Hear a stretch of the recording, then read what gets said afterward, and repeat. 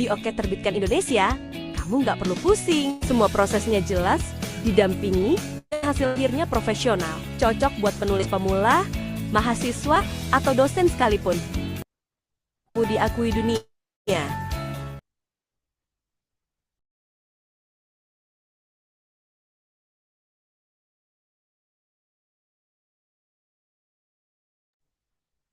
Halo, Assalamualaikum Bu Eti. Iya, Waalaikumsalam. Bagaimana kabarnya Ibu? Baik, Ibu Etsa. Alhamdulillah. Ibu, bentar lagi kita mulai ya Bu untuk webinarnya. Sebenarnya itu kita mendengarkan video dari Oke Terbitkan Indonesia.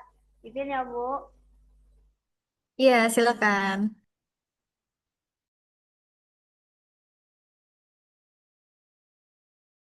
Bukan sekadar teori, ini panduan nyata menuju energi berkelanjutan.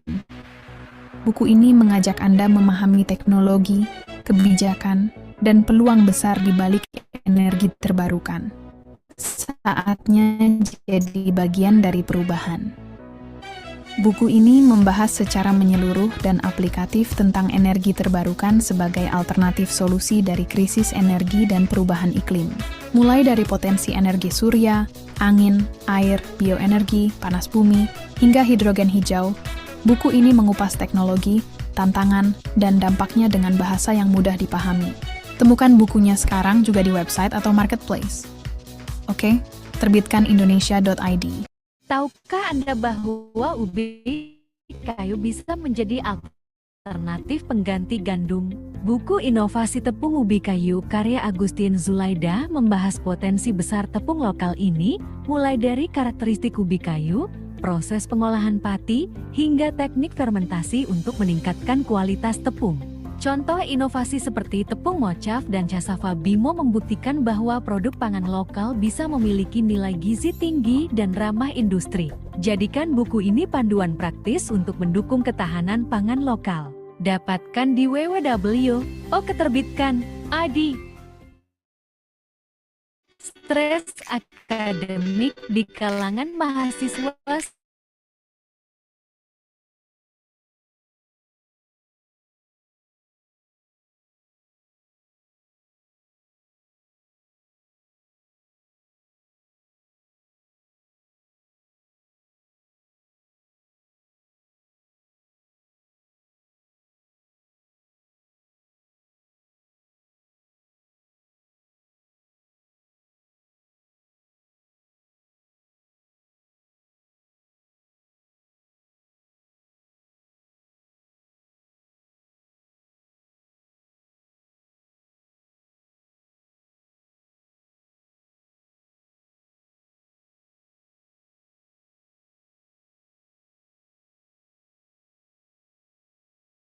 Terislami. Dapatkan sekarang dan mulailah perjalanan menjadi pribadi yang seimbang. Hebat di kampus, tenang di hati.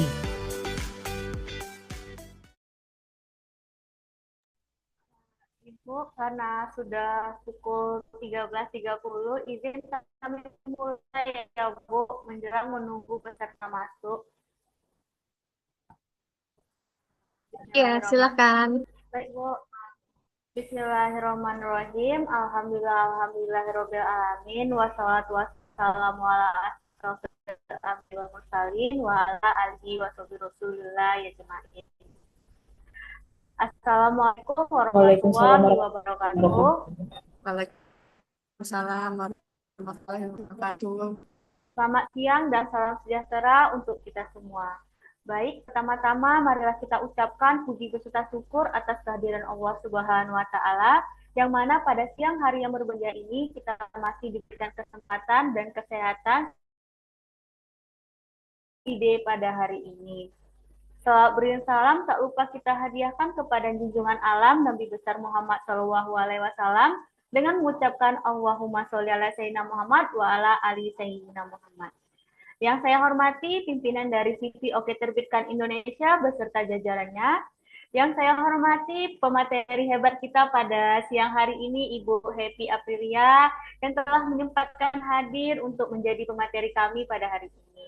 Yang saya hormati dan banggakan Bapak Ibu dosen serta teman-teman mahasiswa yang telah menyempatkan hadir untuk menyaksikan webinar hari ini.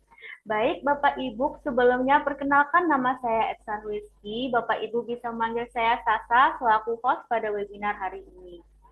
Baik Bapak Ibu, sebelum dimulainya webinar pada siang hari ini, izinkan saya untuk membacakan sedikit tata tertib agar webinar kita berjalan dengan lancar. Yang pertama, dimohon kepada Bapak Ibu untuk mengaktifkan kameranya dan menonaktifkan mikrofonnya agar kegiatan webinar kita berjalan dengan lancar. Yang kedua, untuk nilai absensi akan kami berikan pada akhir sesi webinar. Jadi kepada Bapak Ibu serta teman-teman yang ingin mendapatkan sertifikat, silakan mengisi link absensi yang akan dikirimkan panitia kami pada akhir sesi webinar ini. Yang ketiga, untuk dokumen video lainnya, kami masih melalui grup Telegram serta di room jika Ibu yang ingin menanyakan masalah Bapak Ibu bisa menghubungi di grup dan Telegram. Serta terakhir, kami akan memberikan 3 kesempatan kepada Bapak Ibu yang ingin bertanya dan mendapatkan door prize serta akan mendapatkan voucher diskon dari Oke Terbitkan Indonesia. Baik, selanjutnya kita mulai saja materi webinar pada siang hari ini, tapi sebelum itu izinkan saya membacakan profil singkat dari pemateri hebat kita pada siang hari ini. Beliau bernama Ibu Happy Aprilia SST MT MA MN PhD. Beliau menempuh pendidikan S1 di Institut Teknologi 10, Fakultas Politeknik Elektronika Negeri, jurusan Teknik Elektroindustri pada tahun 2012. Lalu beliau menempuh S2 di Institut Teknologi 10 November di Fakultas Teknologi Industri di jurusan Teknik Sistem Tenaga pada tahun 2014, serta S2 di ASEAN Institute of Technology, Fakultas School of Environment, Resources and Development, jurusan Energi di Pathum Thani, Thailand pada tahun 2014, serta menempuh S3 di National Cheng Kung University, Fakultas Department of Computer Science and Electrical Engineering di jurusan Electrical Engineering Department di Tainan, Taiwan pada tahun 2020. Beliau juga mengikuti organisasi yaitu Persatuan Insinyur Indonesia pada tahun 2021 hingga 2022, IEE pada tahun 2017 hingga 2020, lalu pengelola jurnal Polygrade pada tahun 2021 hingga 2025. Penghargaan yang beliau dapatkan yaitu sebagai Best Presentation of Brawijaya Electric Vehicle Competition BEVEL 2011 di Lembaga Universitas Brawijaya Malang pada tahun 2011. Lalu sebagai Scone Runner-Up GGETC 2013 Indonesia di Lembaga Schneider Electric Indonesia Jakarta pada tahun 2013. Lalu One Runner-Up GGITC 2014 Thailand di Schneider Electric Thailand, Bangkok, Thailand pada tahun 2013. Lalu beliau mendapatkan penghargaan Best Presenter in I3S with Paper entitled Improving Performance of Mahakam Interconnection by Using Forecasting Strategy di Lembaga Indonesian Scholar Scientific Summit, Taichung, Taiwan pada tahun 2018. Lalu beliau mendapatkan penghargaan di Perception of Students from Third-World Countries Studying in Taiwan Award di Lembaga Foundation for International Cooperation in Higher Education of Taiwan di Taiwan pada tahun 2019. Lalu sebagai juara 3 di Winner on 1 Mobility Action for Regional Talent Smart Program di Lembaga Presiden Forum of South Asia and Taiwan Universities Taiwan pada 2019. Lalu beliau mendapatkan penghargaan pemenang pemilih juri lomba podcast Cerita Kemerdekaan di Sekretariat Direktorat Jenderal Informasi dan Komunikasi Publik Kementerian Komunikasi dan Informatika RI di DKI Jakarta pada tahun 2020. Lalu beliau mendapatkan penghargaan sebagai peserta terbaik pertama pelatihan dasar CPNS gelombang 5 angka di Pusat Pendidikan dan Pelatihan Pegawai Kemendikbud DKI Jakarta pada tahun 2021. Lalu beliau mengikuti pendidikan pelatihan teknik dan manajemen di Uplift Off-Road, Institut Teknologi Kalimantan Universitas Negeri Malang, lalu pelatihan inovasi pembelajaran Institut Teknologi Kalimantan, Institut Teknologi 10 November, lalu Power Electronic Workshop Nasional Cengkung University Electrical Engineering Department, lalu Intel Academy Workshop Nasional Cengkung University Intel, lalu Workshop of Academic English for Class Discussion and Presentation National Cengkung University, lalu short course in renewable energy technology di Australian Award in Indonesia. Lalu beliau juga mengikuti sertifikat kompetisi dan bidang seperti ahli elektrikal konstruksi bangunan gedung, auditor energi sistem kelistrikan, dan sertifikasi pendidikan untuk dosen. Lalu beliau juga sebagai dosen kepala UPA Laboratorium Terpadu pada tahun 2025 hingga sekarang. Lalu pada tahun 2015 hingga 2025, beliau sebagai dosen dan kepala Pusat Pengembangan Pendidikan di Institut Teknologi Kalimantan. Dan banyak lagi kualifikasi profesional pengalaman kerja beliau. Lalu beliau juga memiliki banyak karya tulis, salah satunya Optimal Decomposition and Reconstruction of Discrete Wavelet Transformation for di Media Energies. Sekian dari biografi dari pemateri hebat kita pada siang hari ini, karena banyak sekali ya beliau prestasinya yang belum terbaca, mohon maaf ya Ibu. Selanjutnya kita mulai saja webinar kita pada siang hari ini dengan judul dari ide ke publikasi, strategi menyusun karya ilmiah yang berkualitas. Baik, kepada Ibu Happy Aprilia, waktu dan tempat kami persilakan. Baik, Ya, Ibu. terima kasih Bu Etsa. Ya, Ini Ibu. suara saya terdengar jelas ya. Jelas, Ibu. Ya, terima kasih atas pengenalan yang cukup detail dan lengkap. Dan sebelumnya juga salam kenal semuanya. Saya Happy Aprilia dari Program Studi Teknik Elektro di Institut Teknologi Kalimantan. Seperti yang sudah disampaikan tadi, memang kebetulan saya memiliki banyak pengalaman begitu, terutama terkait ide-ide untuk bisa dilombakan, terus kemudian dilakukan penulisan begitu ya.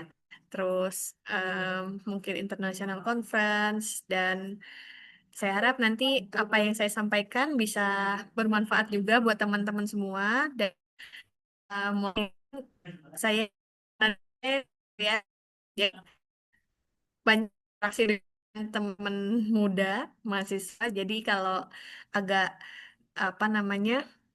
fleksibel begitu ya berdiskusinya, mohon tetap berkenan seperti itu. Tapi nanti jika ada pertanyaan-pertanyaan mohon disampaikan saja. Siapa tahu kita bisa saling sharing. Sebelumnya terima kasih, suatu kehormatan juga buat saya bisa bergabung bersama teman-teman, dan terima kasih atas undangannya penerbit Oke. Saya juga udah 2 buku, tambah satu lagi 2 yang masih ongoing gitu ya. Karena ada fasilitas yang cukup baik dari penerbit Oke gitu, dibandingkan dari yang sebelumnya pernah saya coba gitu.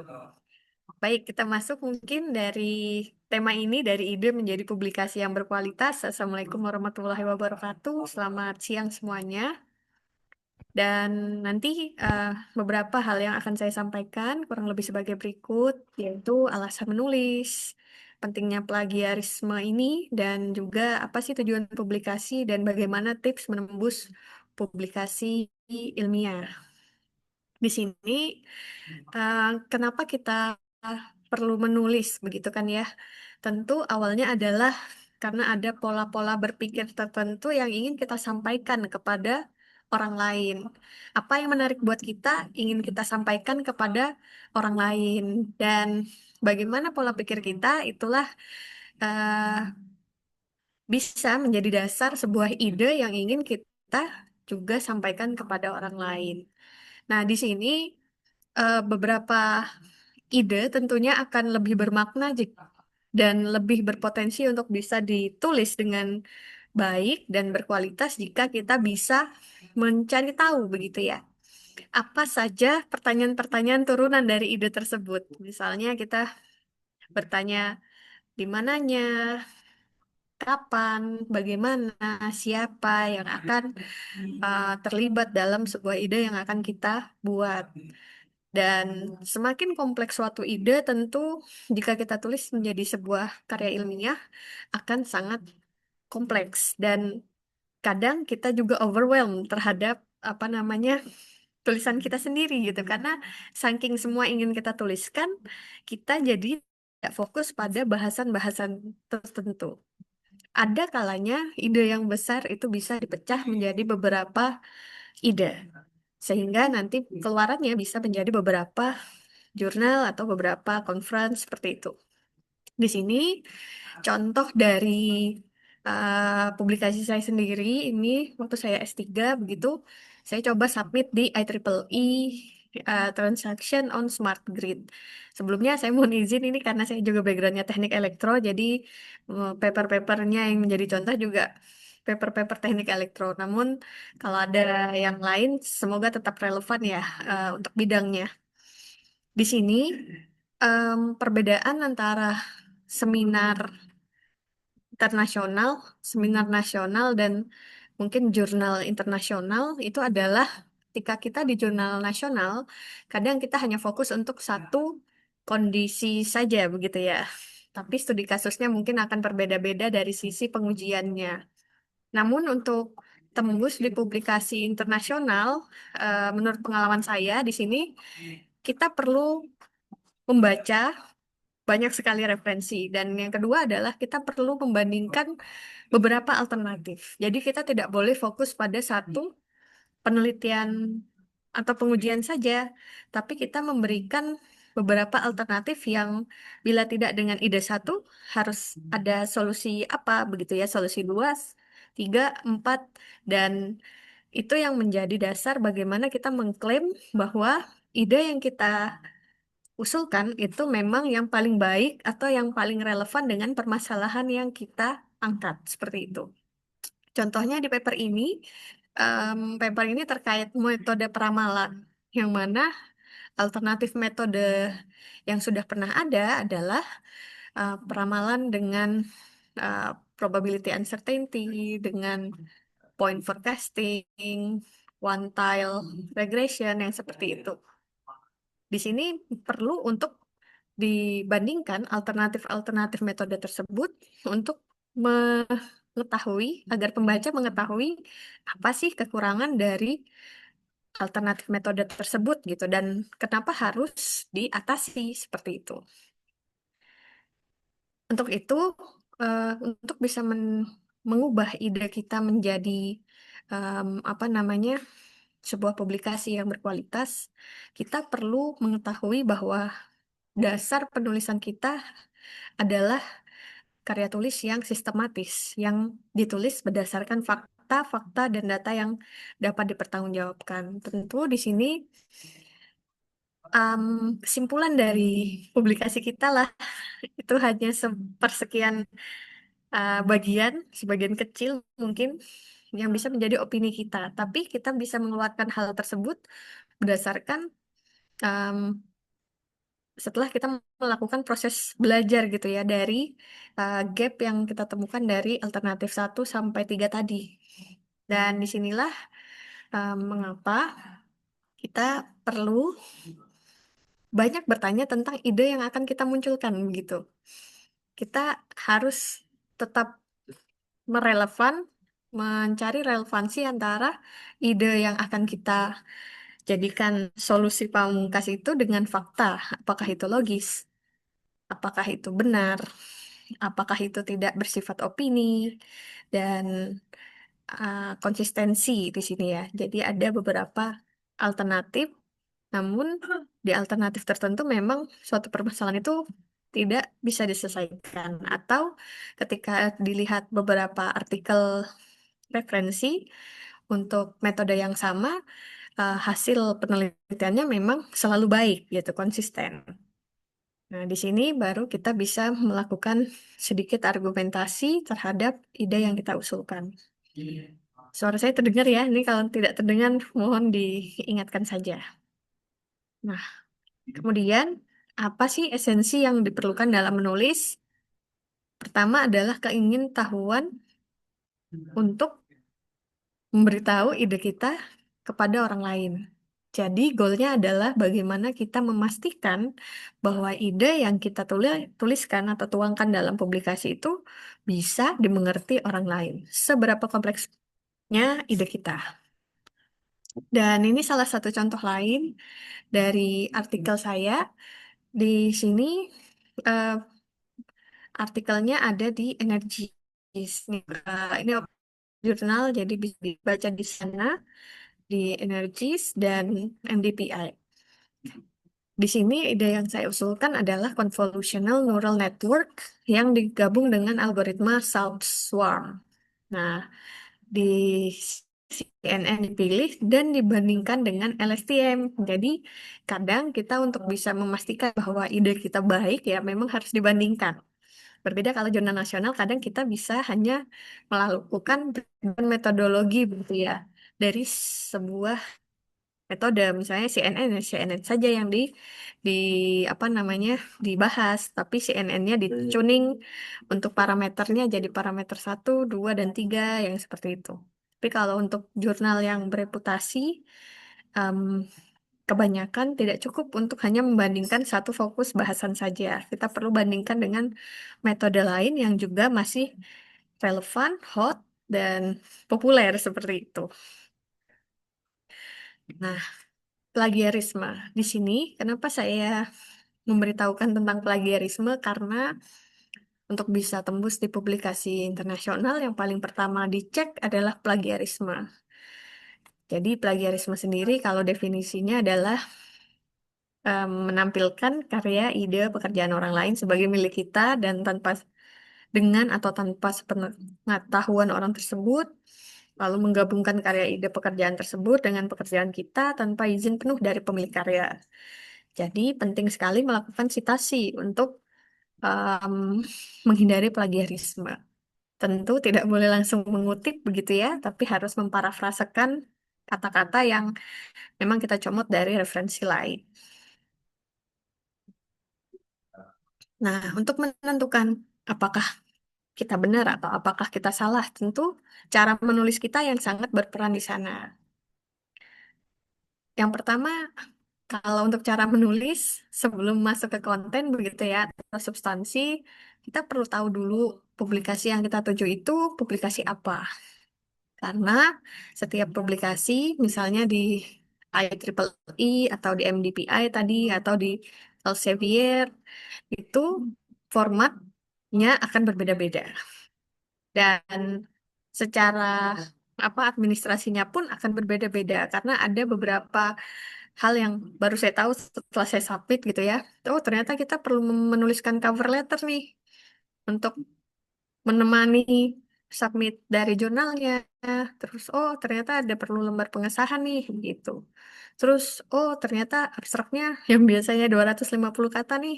Ternyata di jurnal IEEE harus 150 kata. Nah, kalau sekarang kan mungkin bisa dibantu Gemini ya. Kalau dulu kan pusing sekali ya, itu belum ada ChatGPT. Nah, di sini teman-teman tentu perlu memperhatikan em, template publikasi yang dituju itu seperti apa. Dan kenapa? Karena ya gaya penyajiannya tadi akan berbeda dan kalau tidak sesuai ya bakal ditolak dari desk rejection gitu ya. Belum dilihat substansinya udah ditolak karena formatnya nggak sama. Gitu, saya juga pernah sih seperti itu. Kayaknya memang perlu waktu untuk bisa me- membuat draft publikasi yang sesuai dengan template.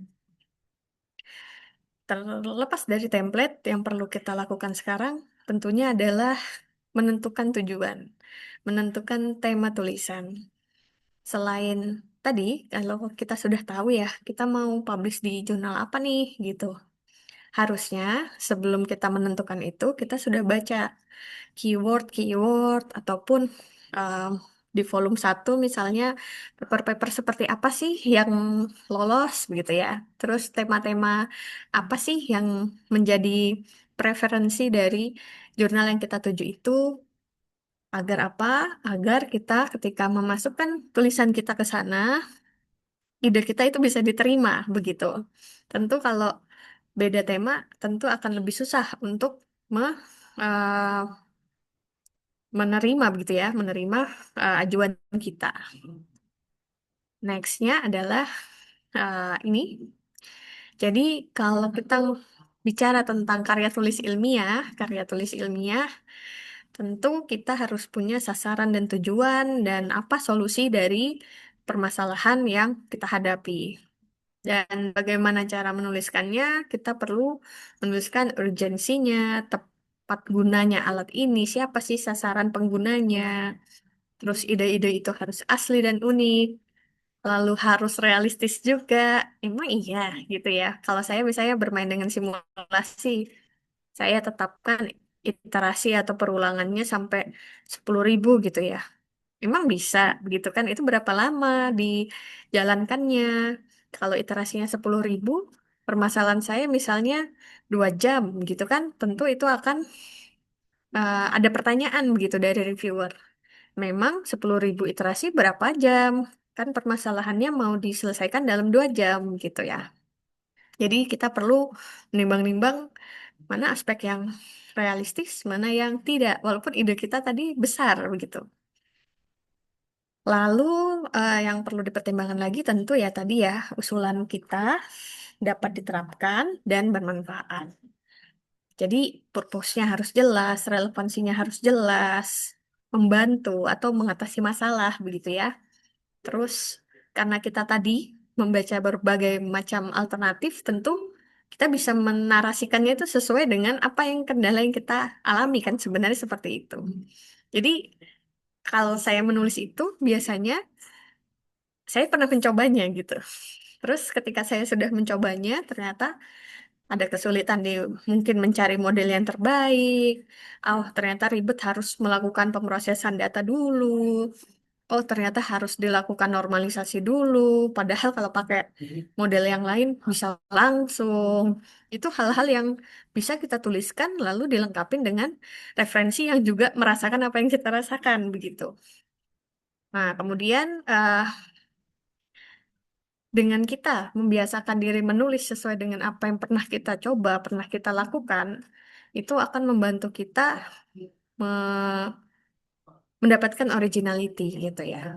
Asal apa yang kita lakukan memang satu linier dan misalnya satu tema begitu. Dan optimisasi juga bisa jadi hal-hal yang em, mendukung ide kita. Jadi mungkin kita tidak 100% menyelesaikan masalah itu, tapi kita bisa mengimprove, lebih memperbaiki hasilnya. Ini contoh penelitian saya dari tahun 2022 sampai 2025. Di sini kalau kita lihat sederhana saja begitu ya, dari yang awalnya rumah, membuat manajemen energi pintar di sebuah ruangan, lalu dikembangkan untuk luar ruangan, untuk beban pompa listrik, lalu dikembangkan lagi ditambah dengan manajemen energinya agar bisa dikontrol otomatis. Lalu ditambahkan lagi nih sekarang skalanya yang lebih besar untuk beban pertanian. Kalau dilihat kenapa ide yang sederhana ini, jika apa ya, maksudnya ide yang sederhana ini sebenarnya asal kita konsisten sedikit demi sedikit mencoba lalu memperbaiki, at the end of the day kita akan dapatkan sebuah solusi begitu ya. Kalau dilihat kesamaannya adalah di PLTS, tapi perbedaannya adalah bebannya. Jadi bebannya dari yang skala kecil rumah tangga lalu mengembang menjadi kalau PLTS digunakan di pertanian bisa nggak ya? Begitu kan ya. Sebuah pertanyaan-pertanyaan sederhana saja. Nah, di sini kalau saya sendiri secara personal kenapa mengembangkan PLTS tadi karena teknik elektro ya. Tapi juga karena waktu S3 itu saya di Taiwan dan di Taiwan itu Data banyak. Data-data itu banyak dan bisa diakses dan bisa dibeli. Bisa. Tapi kalau di Indonesia kita mau melakukan metode peramalan, datanya kan susah didapat ya. Terus saya itu ketika mau melanjutkan misalnya disertasi apa penelitian saya terkait disertasi saya itu pasti kendalanya di data gitu. Datanya mana gitu ya. Kan susah sekali didapat. Di BMKG tidak dense itu, tidak sepadat itu datanya, tidak bisa data per 5 menit gitu.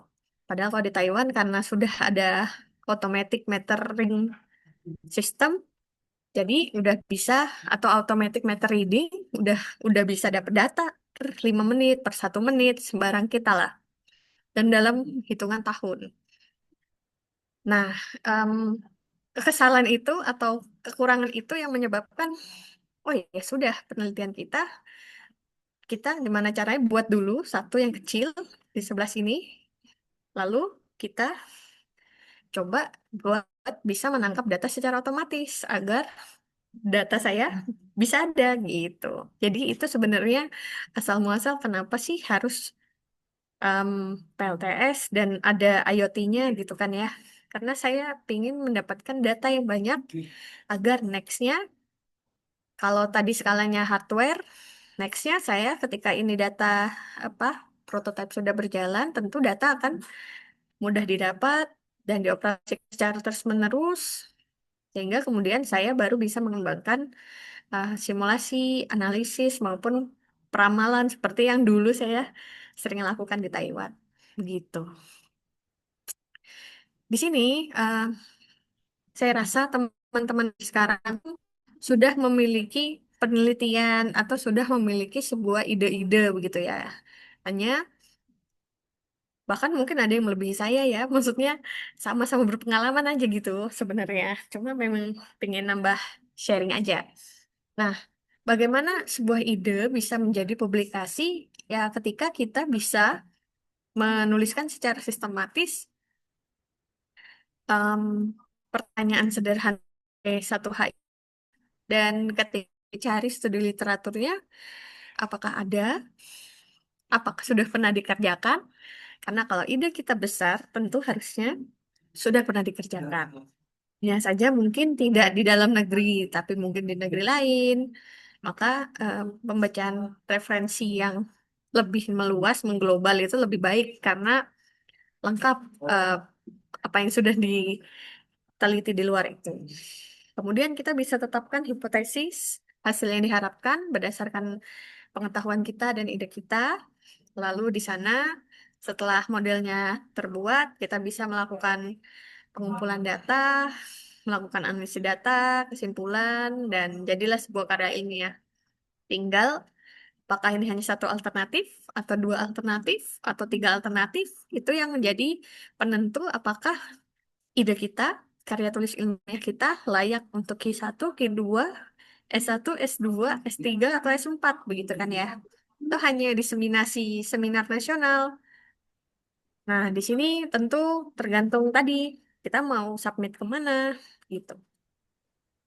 Nah, beberapa hal yang saya lakukan dan saya tularkan ke teman-teman mahasiswa juga untuk bisa menulis yang baik adalah membaca. Membaca memang apa ya? Susah di awal begitu. Membaca itu susah di awal karena kadang kita pun tidak tahu apa yang mau kita baca gitu. Nah, dengan memberikan fokus bahwa ketika membaca paper, saya harus tahu paper ini apa sasaran dan tujuannya. Dia pakai metode apa? Hasil diskusinya apa? Lalu apa dampaknya, implikasinya untuk permasalahan yang dia buat, begitu kan ya?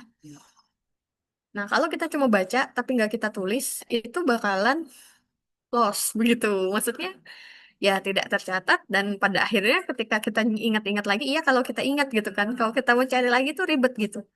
Makanya eh, menuliskan referensi dalam sebuah kumpulan ringkasan seperti ini akan sangat membantu kita dalam penelusuran studi literatur. Nah, di sini kalau untuk hasil diskusi ada beberapa yang bisa kita tambahkan gitu ya. Yaitu Bagaimana sih cara penulis di referensi tersebut mengevaluasi keberhasilan metode yang diajukan? Terus apa aja sih metode pembanding yang ada di paper itu? Berarti kalau saya ngajuin metode subswarm misalnya, oh saya bandinginnya sama Whale algorithm sama particle swarm optimization nih. Karena di paper ini dia membandingkannya dengan itu gitu.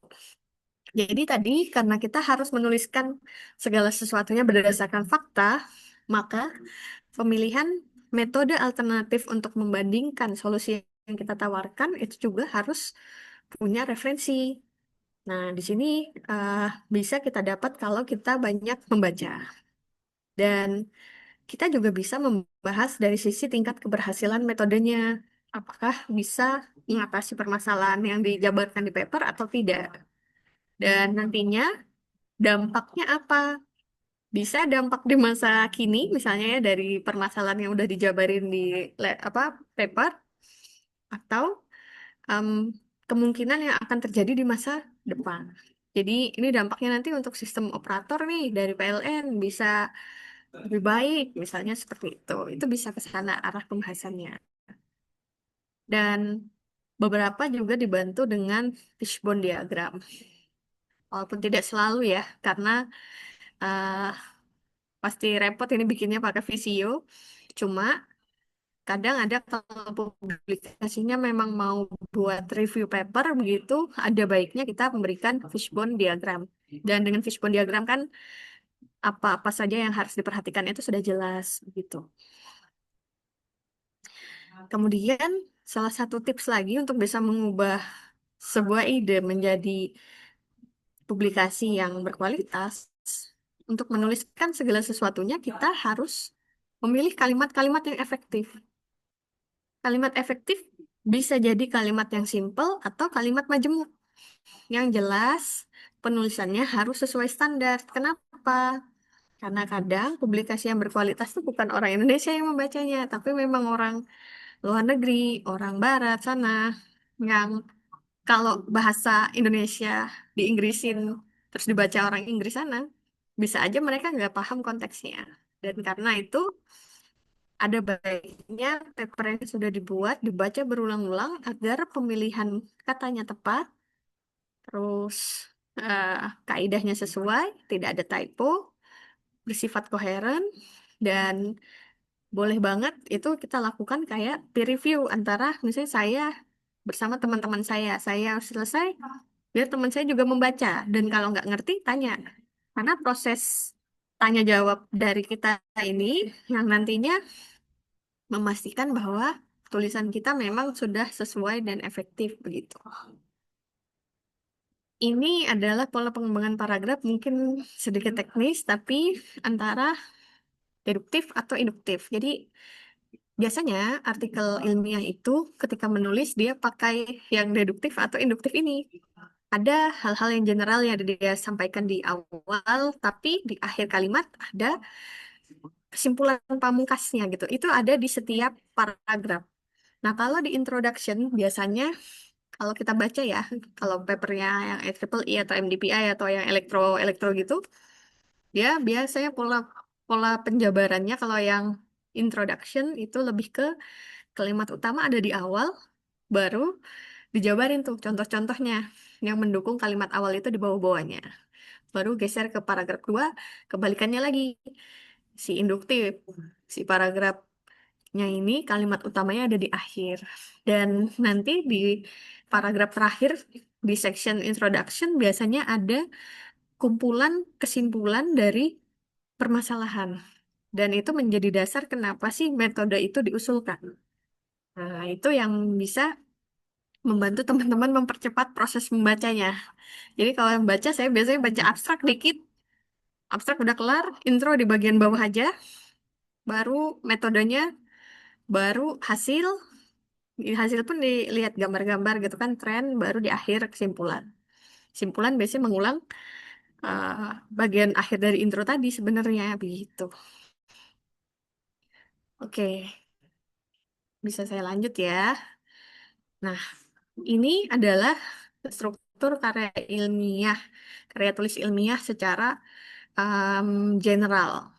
Namun, kalau kita fokus kepada publikasi jurnal internasional, misalnya, biasanya yang ada adalah hal-hal yang dibiruin ini, daftar singkatan, pendahuluan, tinjauan pustaka, metodologi penelitian, bahasan, dan penutup, serta daftar pustaka lagi di bawah gitu ya. Yang utama perlu diperhatikan adalah tinjauan pustaka. Sepulang saya dari kuliah di Taiwan itu, saya mulai membiasakan diri menulis juga kan, tapi kadang nggak sempat.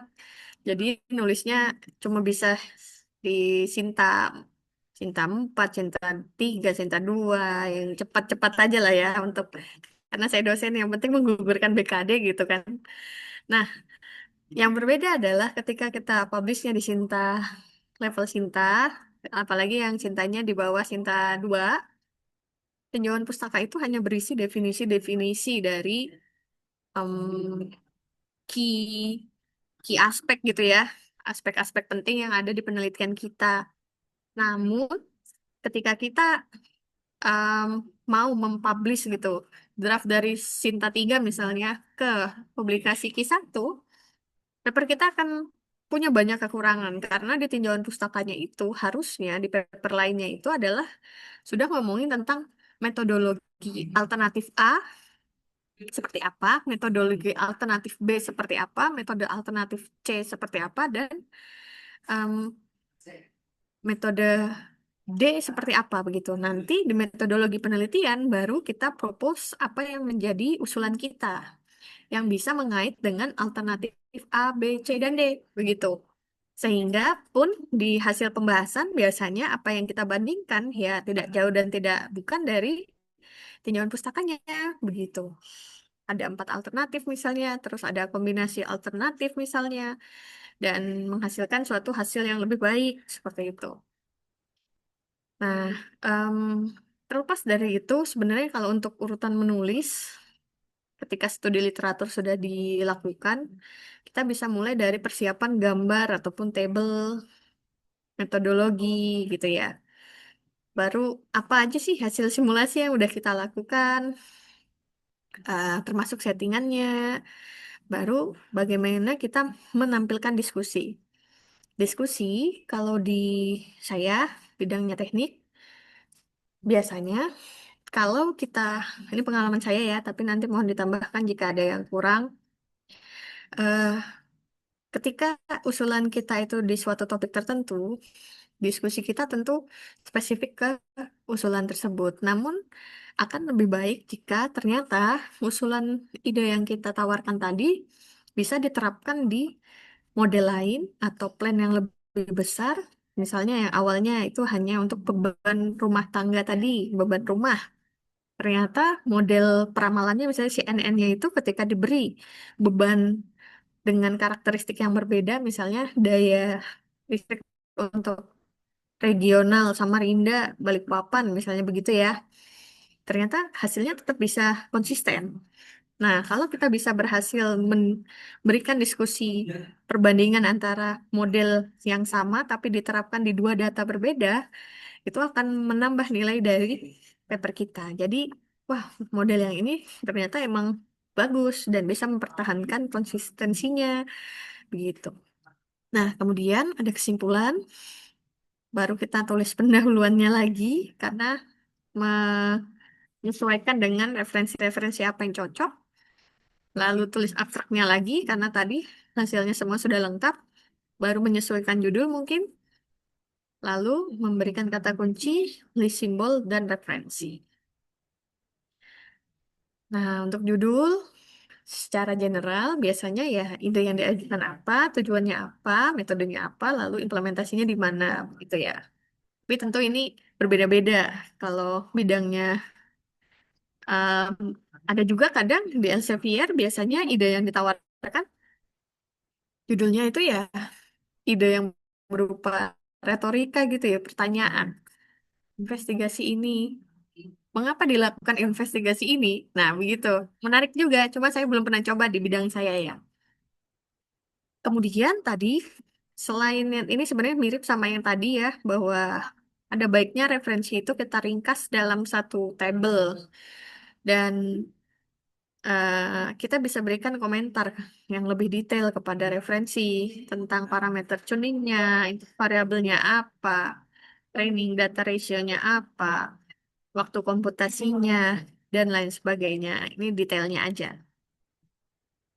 Dan untuk metodologi penelitian, tentu langkah-langkahnya harus sistematis dan logis, dan kita bisa memberikan flowchart, block diagram, ataupun ilustrasi proses untuk mempermudah pemahaman dari pembaca. Karena at the end of the day lagi, we need to make sure apa yang kita tulis dipahami orang yang membacanya. Begitu.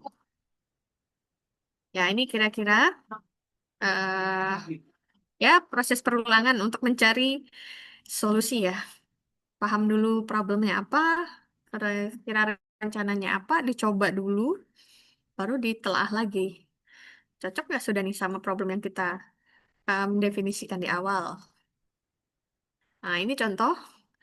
Misal ini kan ada di Taiwan ya, ada ATM yang buang sampahnya tuh sembarangan gitu.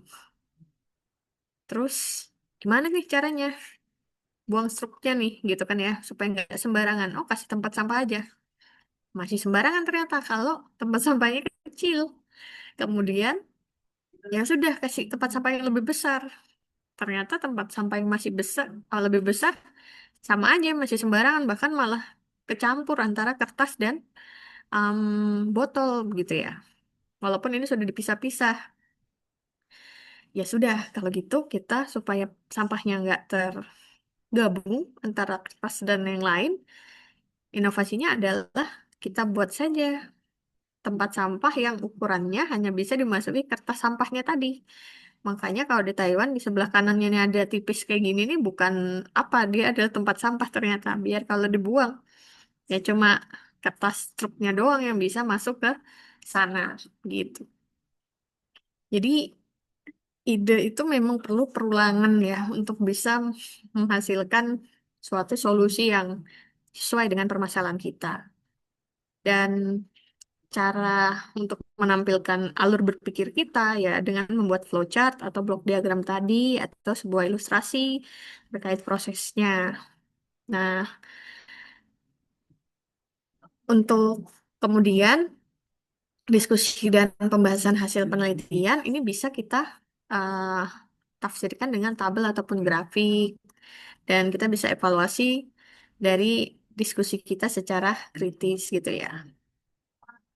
Dan untuk penutup serta untuk kesimpulannya itu biasanya kesimpulan dan saran itu penting, tapi secara singkat saja dan kemungkinan di masa mendatang atau di masa depan untuk apa. Dan biasanya tidak menuliskan angka-angka tertentu gitu ya, tapi lebih baik menjelaskan tren. Nah, itu dulu mungkin ya. Ini kira-kira ada pertanyaan atau lanjut nih? Cukup terdengar ya suara saya? Benar, Bu. Oke. Sekarang kita lanjut sedikit saja lagi tentang tips menembus publikasi. Ini yang diperlukan banget tentu keterbaruan, realistis. Realistis di sini dalam artian bisa direproduce oleh orang lain, bisa dicoba lagi dengan orang lain. Makanya detail kita dalam membuat parameter tuning, parameter setting, metodenya ini dilaksanakannya atau dikerjakannya di MATLAB tipe berapa, laptopnya apa, itu sangat penting untuk ditulis agar orang lain ketika membaca paper kita bisa mengulanginya. Begitu. Lalu ada implikasi manfaat di masa mendatangnya apa. Dan untuk bisa mempublish dalam publikasi yang bereputasi, tentu kita harus lihat dulu jurnal kita ini yang mau dilakukan tuh prosesnya seperti apa. Karena biasanya jurnal-jurnal bereputasi itu prosesnya banyak banget dari recheck, peer review, editor decision, bisa di reject karena temanya nggak cocok gitu kan ya. Atau kalau cocok sesuai tema tapi banyak salahnya ya bisa major revision baru atau kalau beruntung minor revision. Beruntung di sini kalau kita udah mempersiapkan dengan matang segalanya ya. Jadi minor revision. Lalu ada proofreading, dan bahkan ada juga jurnal bereputasi itu yang memang menyediakan jasa proofread atau English editingnya ya, gitu. Nah, kalau saya dulu di Taiwan karena memang ada dananya ya, setiap mau submit selain kita pastikan dulu sama profesor sudah cocok apa enggak, saya juga pakai English editingnya biar pas gitu, kata-katanya, pemilihan diksinya dan lain sebagainya. Lalu kemudian dicek aja di Simago JR kalau dia bereputasi atau Ki berapa itu bisa dicek di sana. Dan biasanya kalau reputable journal itu volumenya banyak, rutin, rutin begitu ya keluarnya di setiap tahunnya. Terus ada fokus-fokusan yang jelas, terus bisa dicek di Simago dan editorial boardnya biasanya various dari seluruh dunia gitu ya. Bisa jadi nggak satu universitas tertentu saja, tapi banyak macamnya dari universitas-universitas mitra. Di sini, ketika kita sudah melakukan persiapan tadi, sebenarnya ya memang ah, ini kira-kiranya ya prosesnya tadi. Memang harus mengikuti alur proses review ya, yang mana bisa diterima atau tidak. Terus kalau ternyata memang bukan terlalu ilmiah, tapi bisa diterapkan di masyarakat, berarti mungkin bukan jurnal outputnya, tapi lebih ke paten atau HKI begitu ya. Atau Pengmas untuk yang hibah-hibah Pengmas begitu. Kemudian masyarakat berizin. Nah, untuk jurnal di sini tentu tadi kita harus tahu mau masukkan ke jurnal apa sehingga kita tahu template-nya apa.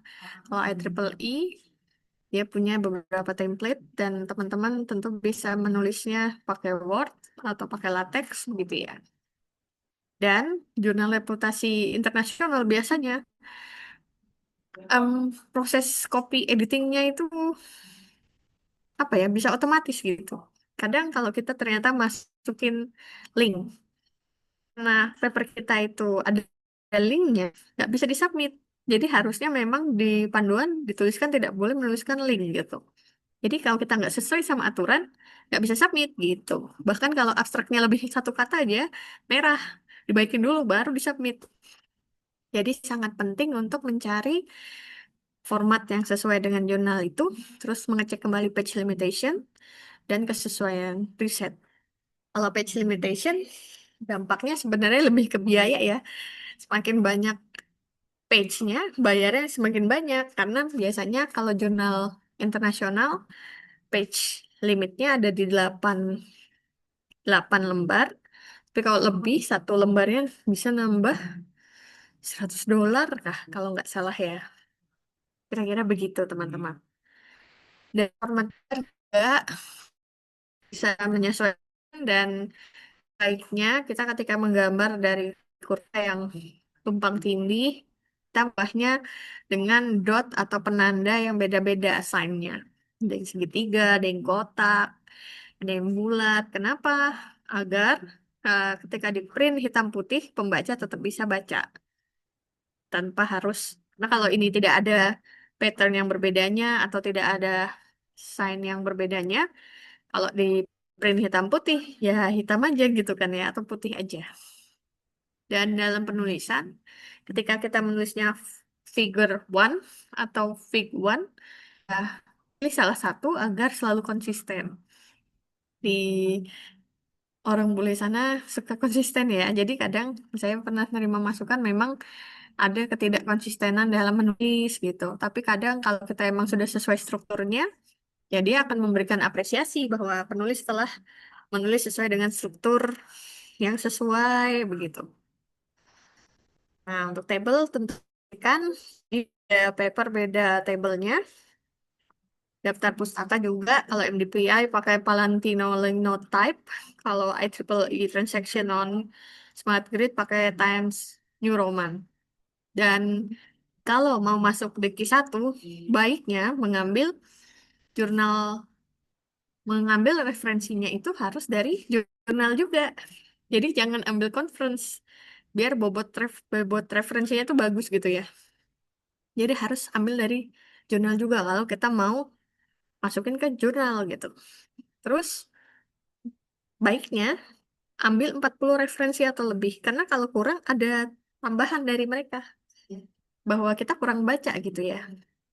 Bahwa apa yang diusulkan ini ternyata masih belum terlalu dibandingkan dengan berbagai referensi dan alternatif gitu.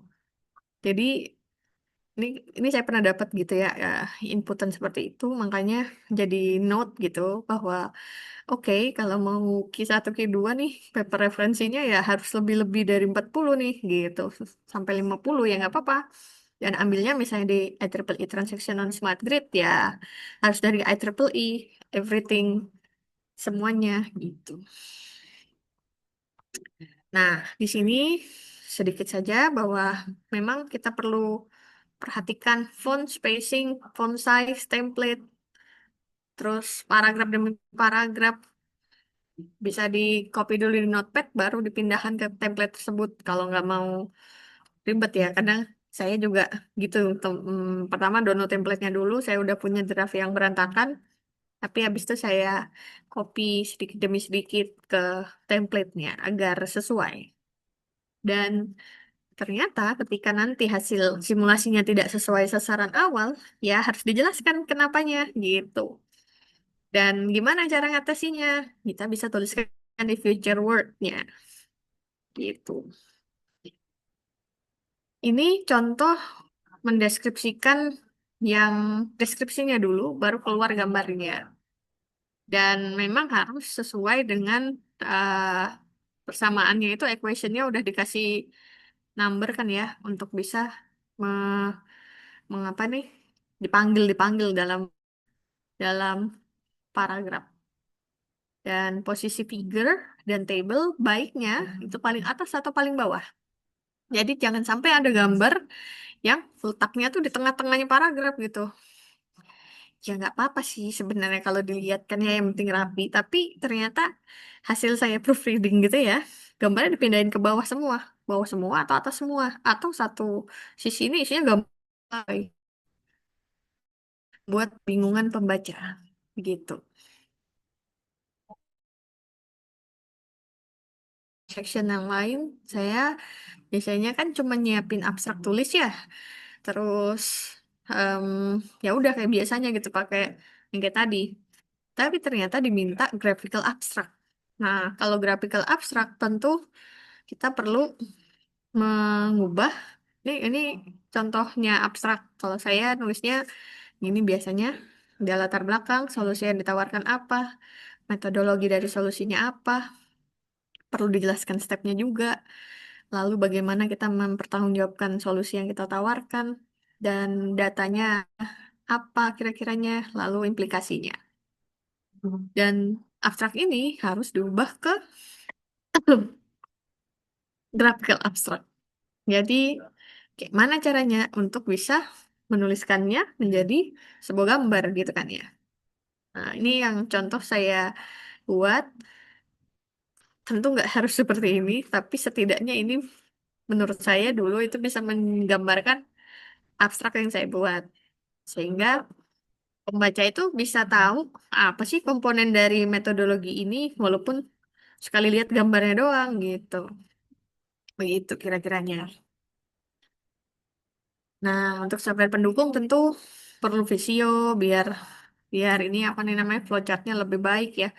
Karena kalau kita pakai yang generator biasa biasanya jelek atau saya aja yang nggak jago gitu ya. Jadi saya sukanya kalau pakai flowchart buat flowchart ya pakai Visio.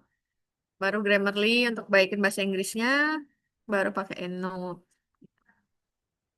Nah, ini beberapa checklist untuk menghindari manuskripnya ditolak saat desk evaluation, yaitu no typo, no grammar error, reference-nya harus sudah sesuai sama format, lalu reference-nya terurut sesuai dengan bacanya, terus word limitation-nya sudah sesuai, Lalu ketika print manuskrip, apakah figurnya terbaca dengan jelas? Jadi perlu di print biar tahu paper saya ini gambarnya kelihatan kan?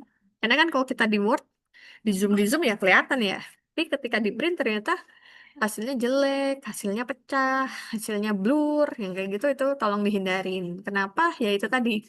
Karena proses submissionnya kalau kita nggak menyesuaikan checklist ini, capek juga sih ngeditnya gitu.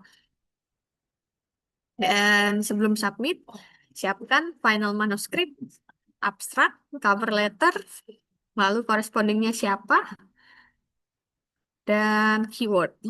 Nah, kalau di IEEE itu dulu eh, biasanya kita tuh bawa profesor kita yang punya member di sana. Jadi ada member of IEEE gitu.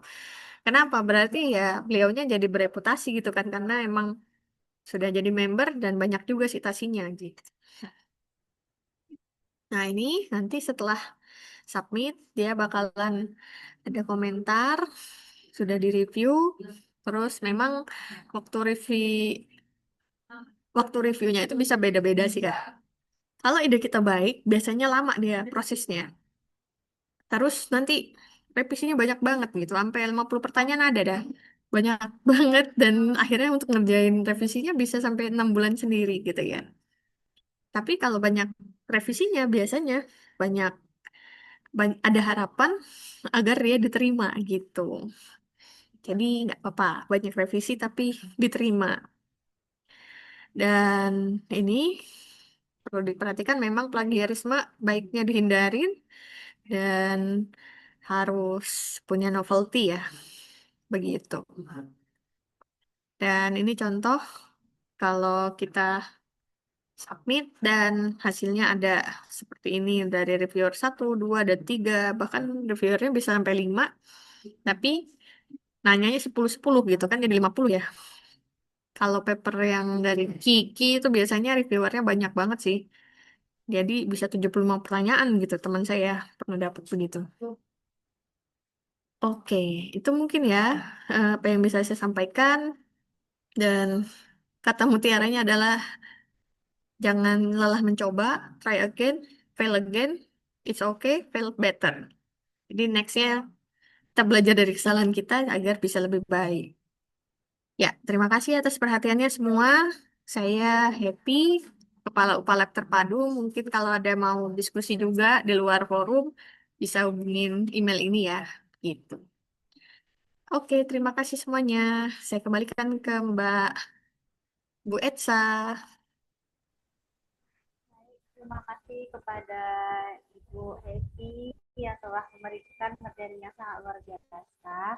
Selanjutnya kita akan masuk ke sesi tanya jawab. Kepada Bapak Ibu yang ingin bertanya, silakan menghidupkan fitur raise hand-nya dan hidupkan kamera dan mikrofonnya. Kepada Bapak Ibu yang ingin bertanya, dipersilakan. Karena yang bertanya untuk 3 pertanyaan akan mendapatkan door prize dan voucher diskon dari Oke Terbitkan Indonesia. Kepada Bapak Ibu, dipersilakan untuk bertanya.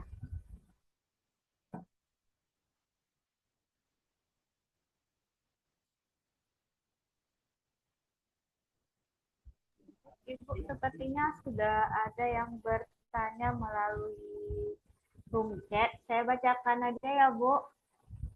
Ya, silakan. Baik, Bu. Pertanyaan dari Ibu Pipit Eka. Kepada Ibu Pipit Eka, apakah bisa menghidupkan kamera dan audionya? Baik, sepertinya saya bacakan saja. Izin bertanya Ibu, bagaimana cara menyusun abstrak yang kuat dan menarik?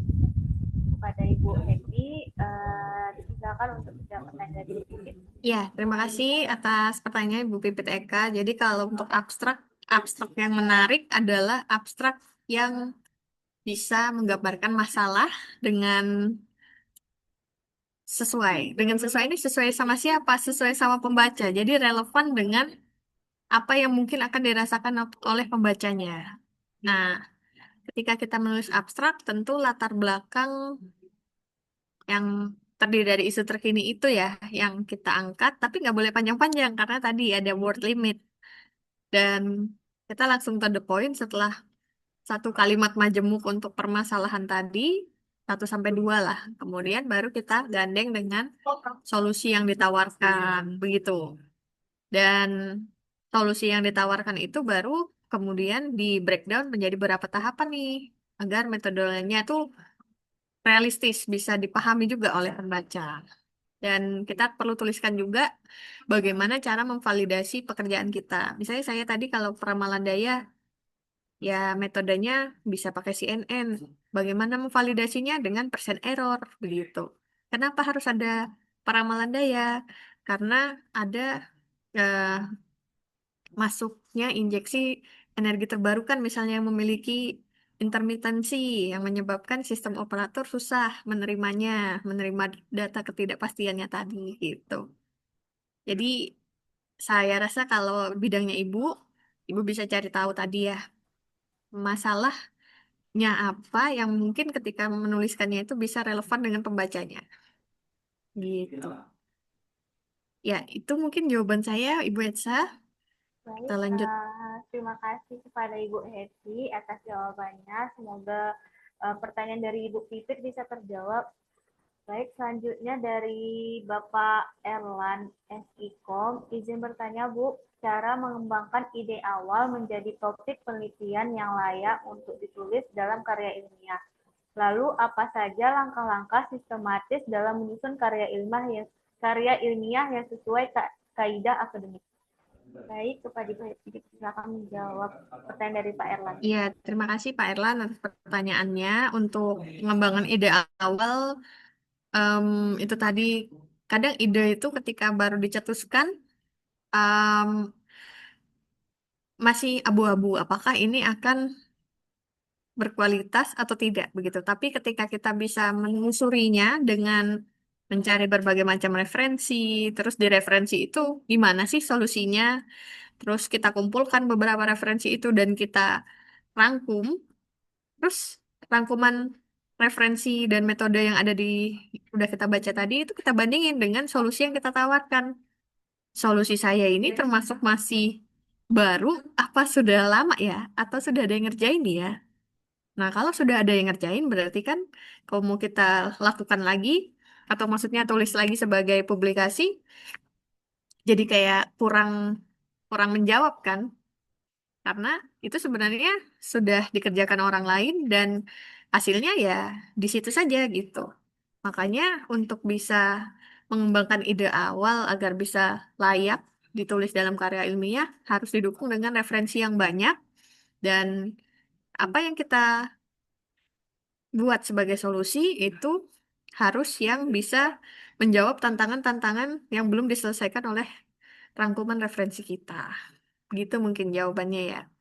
Jadi, langkah-langkah sistematisnya studi literatur sepertinya tahapan yang memang tidak boleh lepas dari eh, perumusan masalah dan solusinya.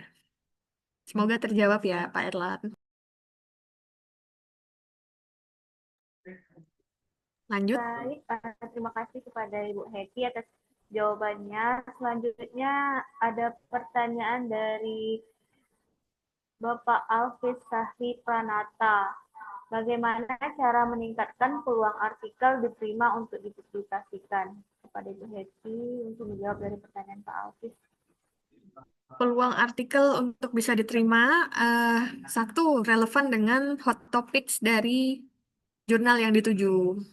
Terus yang kedua, digunakan referensi yang 5 tahun terakhir dan berasal dari reputable journal. Reputable journal atau publikasi yang mau kita submit itu gitu ya. Terus yang ketiga adalah apa yang kita kerjakan benar sesuai tahapannya dan ada pembanding dari solusi yang kita tawarkan seperti itu. Atau bila kita memang mungkin tidak melakukan yang kayak saya kan namanya berarti kuantitatif ya, karena harus ada hasil dulu gitu kan baru dibandingkan.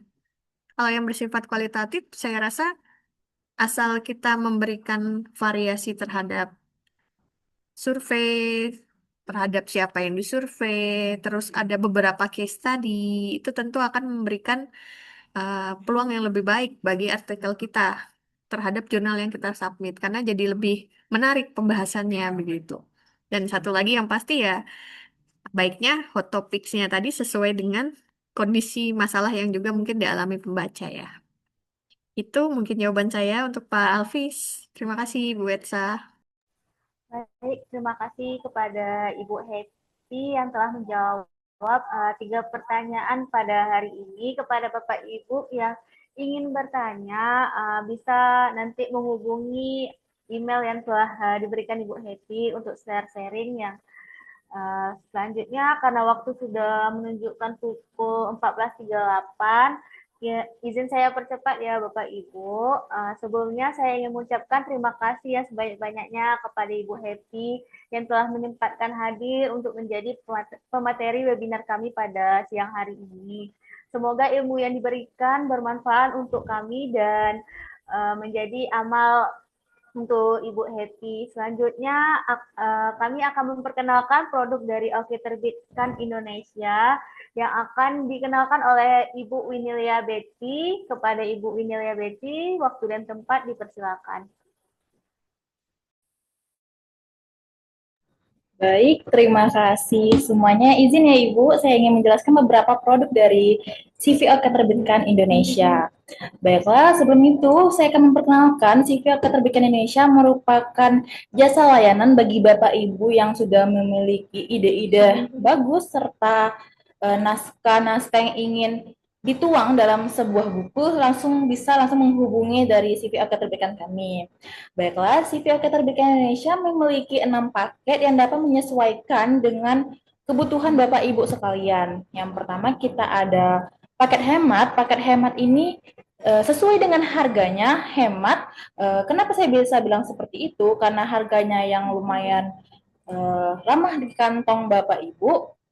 Selain itu juga paket hemat ini Bapak Ibu dikasih penuh akses untuk memasukkan sendiri ke dalam template yang sudah kita sediakan. Jadi Bapak Ibu yang sudah memiliki naskahnya bisa langsung memasukkan ke dalam template yang akan kita sediakan dengan beberapa keuntungan yang salah satunya yaitu pastinya buku yang sudah ber-ISBN, mendapatkan cover free design gratis, mendapatkan template buku yang gratis, mendapatkan layout serta promosi, video promosi, serta mendapatkan royalti 20%.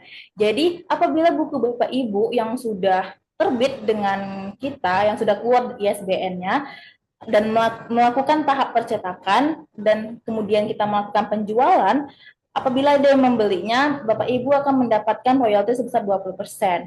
Dan buku-buku Bapak Ibu semuanya akan kami share atau kami jual di website kami di www.oketerbitkan.id serta di e-commerce kami seperti Shopee ataupun Tokopedia.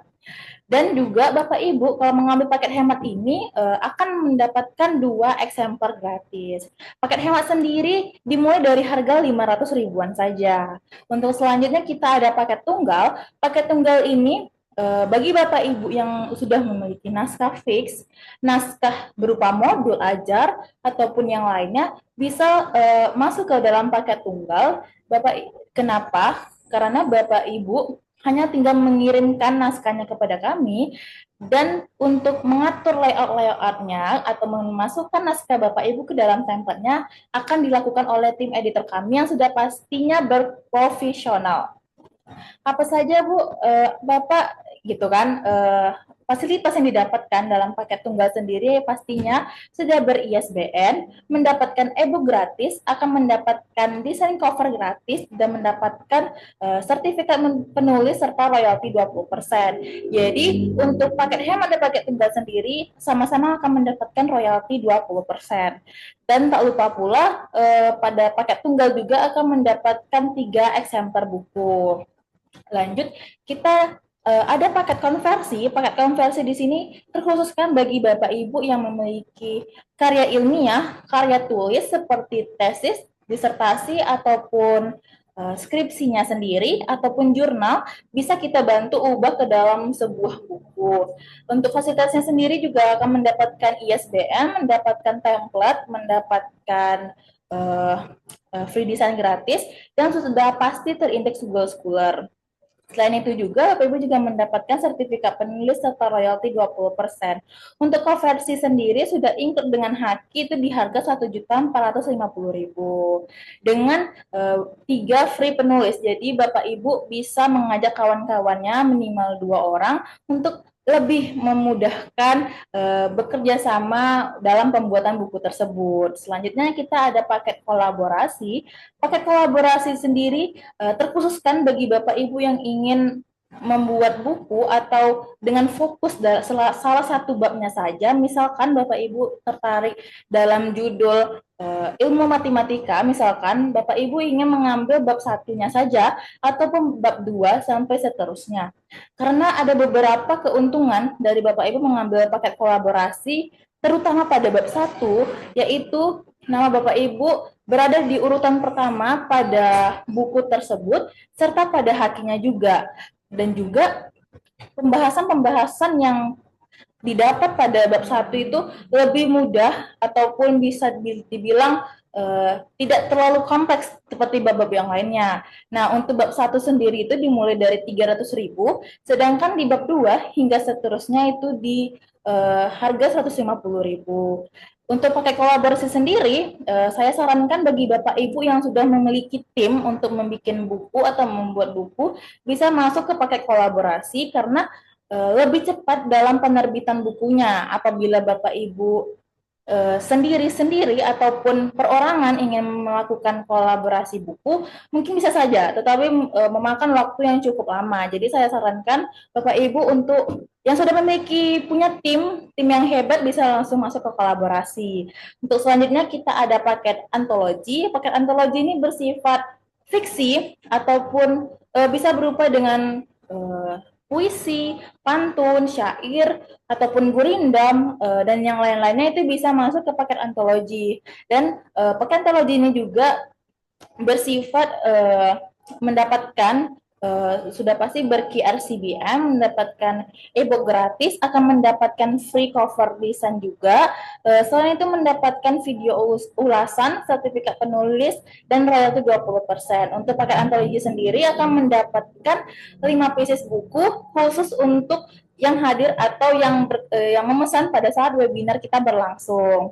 Untuk paket antologi sendiri itu di harga 1 jutaan saja. Selanjutnya kita ada paket ghostwriter. Ghostwriter ini bisa dibilang VVIP-nya Oke Terbitkan Indonesia. Kenapa saya bilang begitu? Bapak Ibu hanya memberikan judul besarnya saja serta kisi-kisi yang ingin dimasukkan ke dalam buku ataupun naskah Bapak atau Ibu sekalian.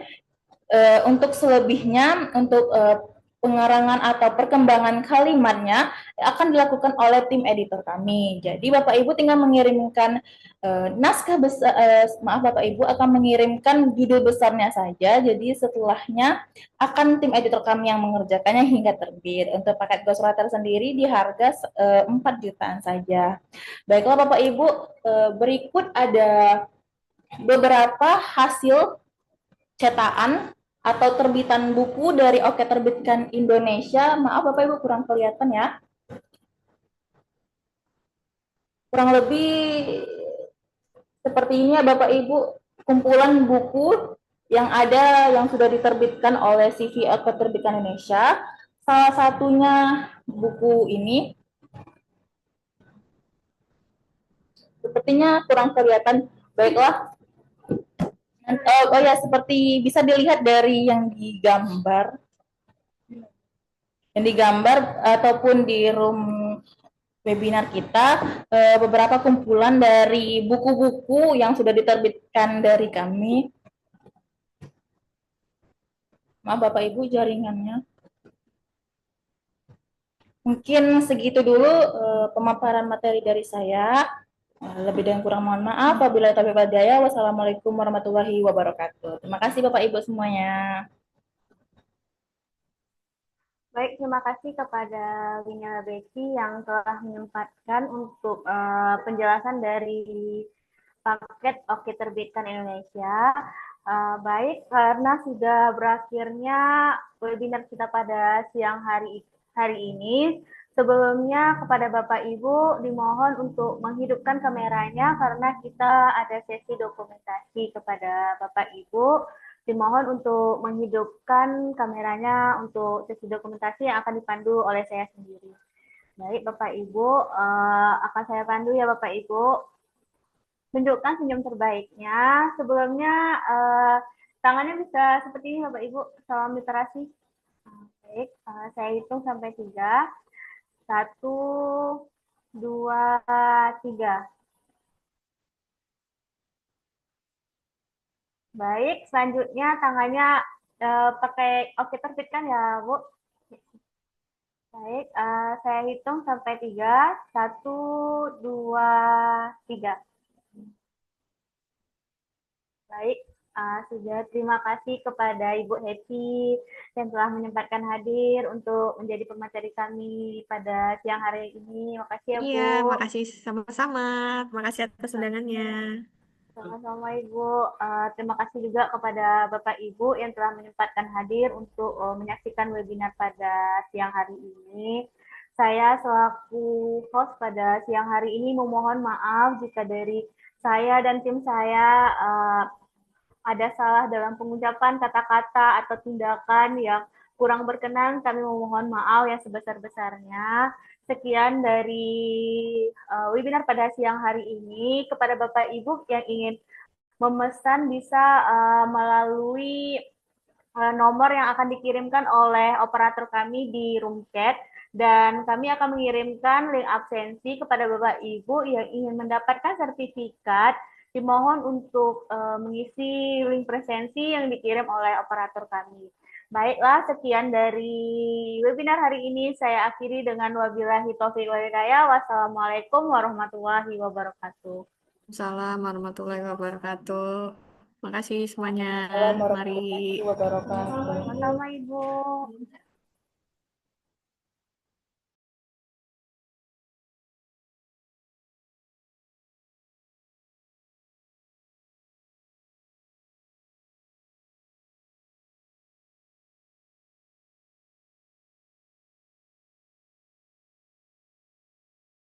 Kan sekadar tulisan di kertas, tapi dunia yang menanti dibahas.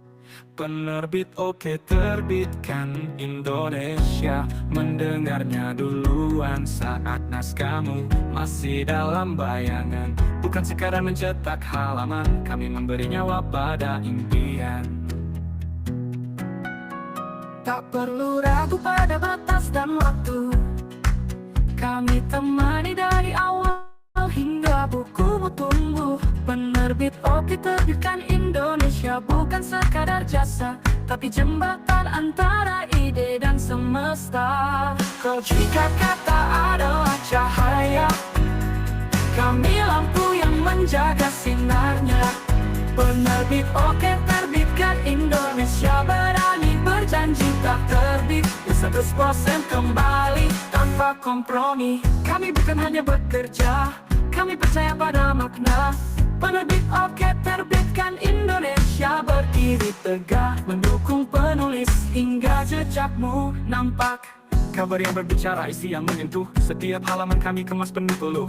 Penerbit oke terbitkan Indonesia, tak asal jalan, kami hadirkan buku yang berkesan dan bertahan. Buku bukan produk, tapi warisan rasa, dan kau sang pencipta semesta kata.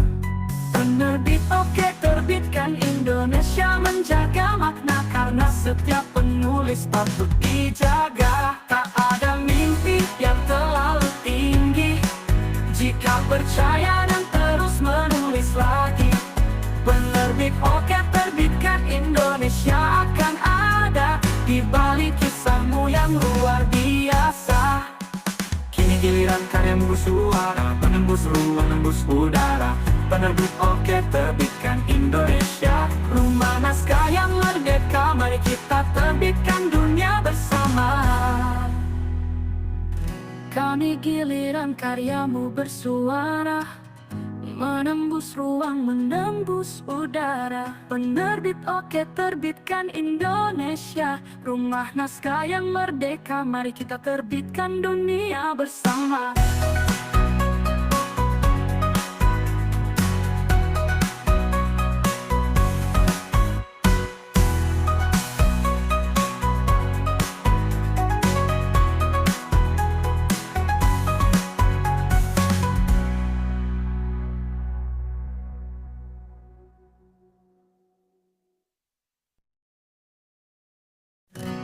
Ada suara di dalam pena yang tak ingin diam selamanya. Bukan sekadar tulisan di kertas, tapi dunia yang menanti di